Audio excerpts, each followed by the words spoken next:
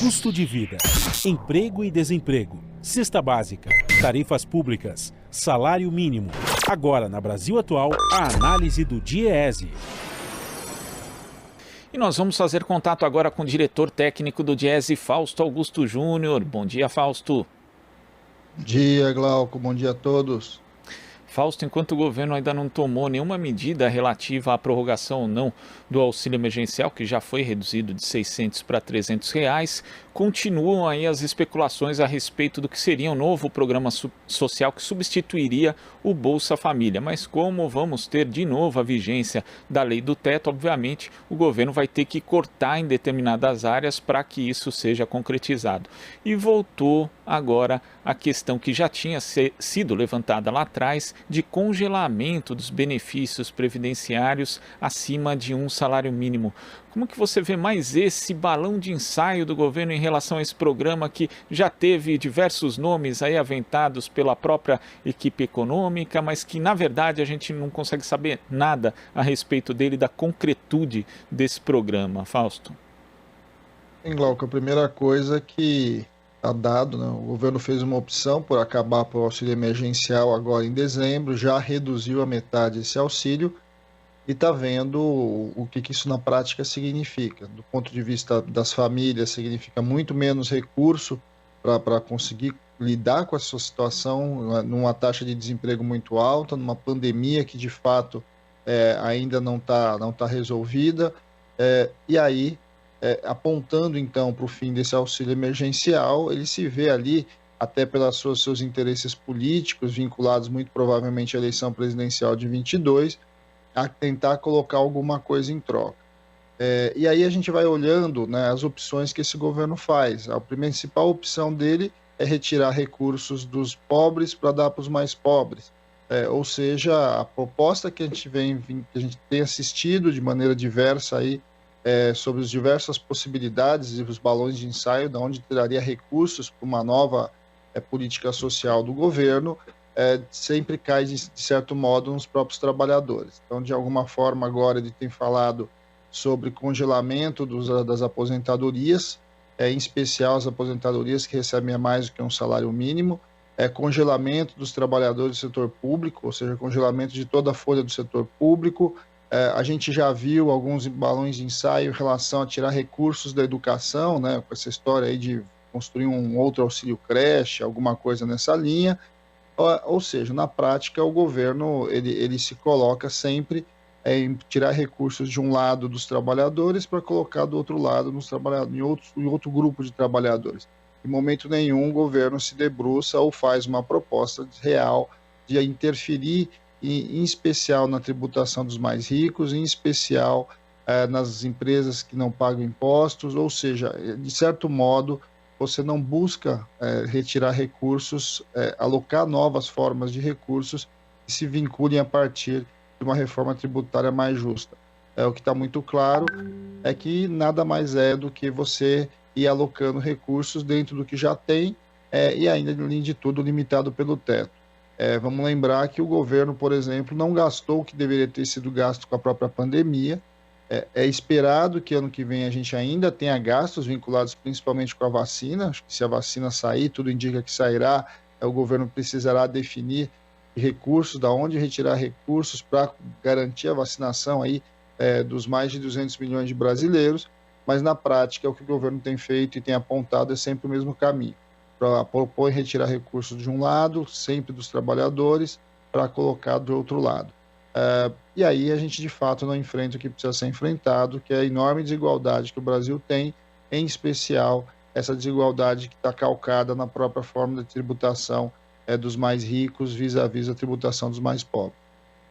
E o pior, né, Fausto, que é sempre a Previdência que acaba se tornando o alvo, né? Inclusive nas discussões da reforma previdenciária a gente via aí integrantes do governo, também da própria base parlamentar, dizendo praticamente que quem ganhava mais de um salário mínimo era rico, na verdade, como beneficiário do INSS. E é bom lembrar também que a gente teve uma política de valorização do salário mínimo, hoje não tem mais, e quem ganha acima do salário mínimo há muito tempo ali na Previdência Previdência só recebe o reajuste pela inflação.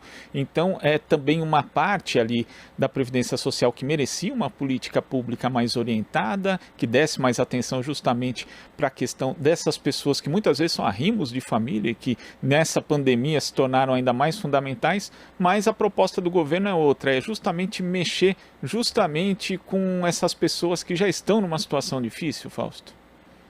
Bem, aí você toca numa questão bastante importante, Glauco, que é o papel das aposentadorias em relação à economia local e à manutenção das famílias. As aposentadorias no Brasil, elas não são simplesmente aposentadorias que o sujeito vai tirar férias, vai ter uma boa vida depois que se aposenta. As aposentadorias estão muito próximo do salário mínimo na sua grande maioria, e mesmo o seu teto é um teto relativamente baixo. Ou seja, o conjunto de aposentados, no final das contas, eles acabam, de certo modo, compondo as rendas familiares espalhadas aí pelo Brasil, e de alguma forma é uma das principais políticas sociais do mundo hoje vigindo. Quando você se propõe a rebaixar cada vez mais o papel da Previdência, o que a gente vai vendo, no final das contas, é uma ampliação aí dessa desigualdade, uma desmontagem das poucas ferramentas de fato de distribuição de renda ou das poucas ferramentas que garante aí uma sustentação bastante importante para o conjunto de famílias.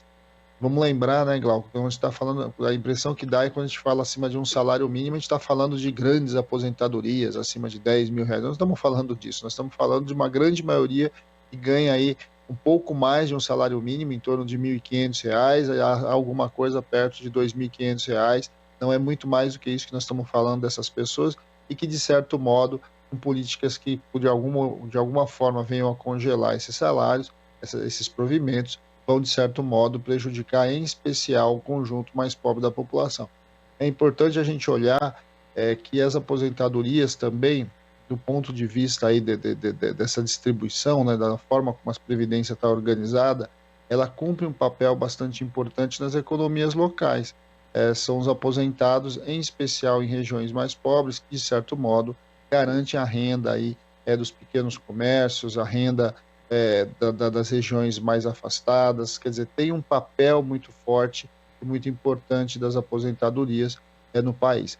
E um momento também bastante complicado você falar em congelamento, porque nós também estamos com uma inflação que começa a aparecer com mais força, em especial na questão dos alimentos, e que atinge diretamente essa população. A população aposentada também tem um impacto muito alto do ponto de vista do preço dos medicamentos, e vamos lembrar que este governo também vem desorganizando e vem quase que acabando com a farmácia popular, que era uma iniciativa bastante importante, que garantia remédio muito mais barato, a um preço quase zero, e agora isso vem se diminuindo. Ou seja, de um lado você tem um aumento do preço dos alimentos, e na outra ponta o aumento do custo com medicamentos para uma população que normalmente se utiliza e necessita de remédios ali e que agora cada vez mais estão ficando mais caros, até porque a própria inflação de medicamentos por conta da pandemia ela se acelerou. Então tudo isso coloca para a gente uma série de demandas, uma série de questões e ao mesmo tempo o papel de questionar que a gente precisa encontrar, não é possível que um país rico como o Brasil, em que grandes fortunas não pagam imposto, e a gente não consiga encontrar um caminho para ampliar a política social sem tirar recursos daqueles que já pouco têm. E ainda tem aquela possibilidade do efeito em cadeia, Fausto, porque quando você mexe, você destacou esse papel importante dos benefícios previdenciários nas economias locais, e quando você mexe, congela as aposentadorias, as pensões, na verdade vai acabar deprimindo mais o consumo e colaborando aí para o travamento da economia, que se recupera já a passos lentos e pode se recuperar a passos mais lentos ainda caso isso ocorra. Bem, isso a gente já está vendo aí com a questão da redução do auxílio emergencial. Conforme você vai tirando recursos da economia real, ou seja, daquelas pessoas que de fato compram, a economia também continua ali patinando. E mais do que isso, o governo também precisa encontrar recursos para investir. Acho que essa é uma grande discussão. Nós precisamos ampliar o grau de investimento. Nós vamos passar por dois tipos de recuperação, Glauco, se as coisas caminharem como se espera, em especial com o fim da pandemia. O primeiro movimento que a gente está assistindo é que as pessoas que deixaram de comprar, as pessoas que por algum motivo ali deixam de colocar o recurso em circulação, até por conta da pandemia, quando voltam, voltam a comprar, voltam a resolver muito das suas necessidades, mas volta com uma taxa de desemprego muito alta e com uma renda em queda. Ou seja, o momento seguinte aí é o momento que ele tem ali um certo crescimento, mas depois ele tende a recuar, como a gente já está vendo agora nesse último trimestre.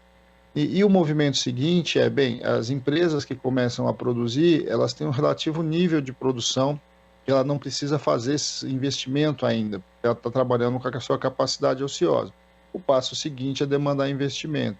E o atual governo, na verdade, vem no conjunto de desmonte dos mecanismos de investimento público. Ou seja, as linhas de financiamento público, que de certo modo garantem um relativo acesso a dinheiro mais barato, vem sendo desmontado pelo atual governo. Então a gente vai ter também ali gargalos importantes do ponto de vista de investimento para sustentar o crescimento. E aí, no meio de tudo isso, você ainda retira a renda dos mais pobres. O que vai acontecer no final das contas é que você vai colocar o país numa rota de um crescimento, primeiro, de um crescimento baixo, e segundo, que esse crescimento, que além de ser baixo, ele, de certo modo, ele vai ampliando as desigualdades do país. Crescimento econômico não necessariamente se transforma em desenvolvimento social. Eu acho que essa é a disputa que a gente precisa fazer, e essa é a disputa que está colocada aí nessa discussão agora, com relação aos novos programas sociais do atual governo. Tá certo, Fausto. Muito obrigado pela sua participação aqui no Jornal Brasil Atual e até a próxima. Até a próxima, Glauco. Bom dia a todos novamente. Bom dia. Conversamos aqui com o diretor técnico do DIEESE, Fausto Augusto Júnior.